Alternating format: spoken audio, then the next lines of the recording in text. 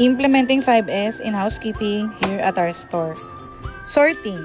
Dito sa graphic area, sinort namin yung mga papel, pati yung mga drawers para maitapon na yung mga hindi na kailangan.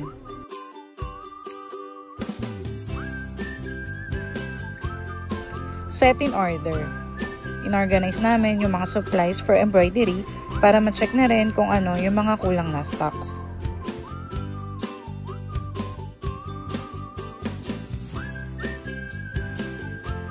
Inorganize na rin namin yung mga forms na galing sa once-a-month request dito sa mga lagayan ng forms.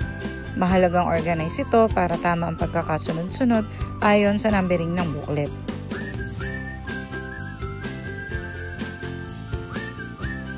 Nag-refill na rin kami ng mga stock ng garments dito sa selling area. Mahalaga na palaging puno ang stocks rito at organize para maganda sa paningin ng mga customers lalo na nasa selling area ito.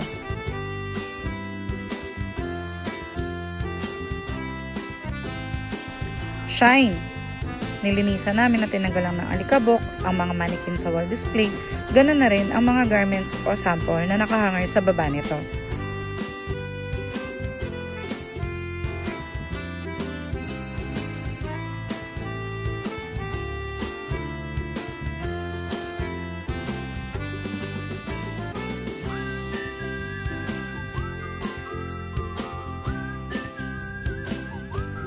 Next, pinunasan namin ang mga countertops para masiguro na malinis palagi ang area kung saan nandoon ang customers.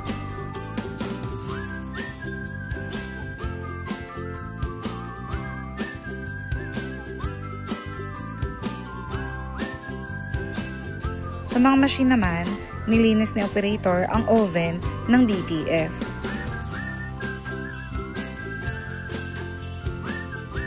At sinundan ito ng pagwawalis ng kanyang area.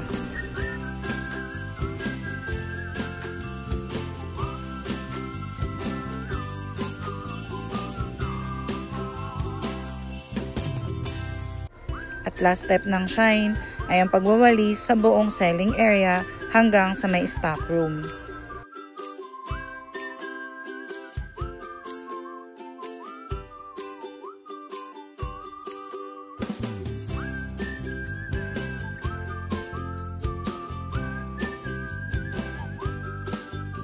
At saka ito sinundan ng pagmamap para masigurong malinis ang ating sahig.